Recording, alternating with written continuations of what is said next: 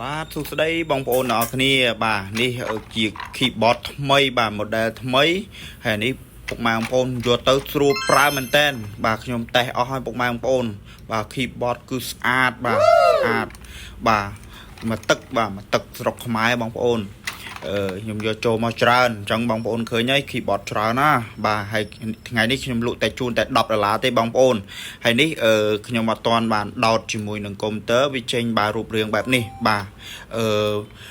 ច្រើនបែបនេះបងប្អូនហើយបងប្អូនដែលត្រូវការបាទតាក់ទងមកវឺតខ្ញុំមានតែប៉ុណ្ណឹងគ្រាប់ទេក្នុង$10មានប៉ុណ្ណឹងទេ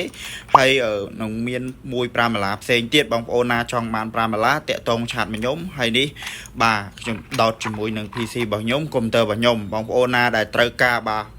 keyboard បាទភ្លើងស្អាតបែបនេះបាទតាក់ទងមកឆាតមកខ្ញុំមកបាទមួយតែ$10ទេបងប្អូនបាទទីតាំងនៅចិត្តផ្សារគីឡូ6បងប្អូនអាចមកយកបានបាទអាចមកយកបានហើយឆាតមកខ្ញុំមកខ្ញុំនឹងនេះហើយខ្ញុំលក់នៅផ្ទះទេបងប្អូនអត់មានហាងទេបងប្អូនណា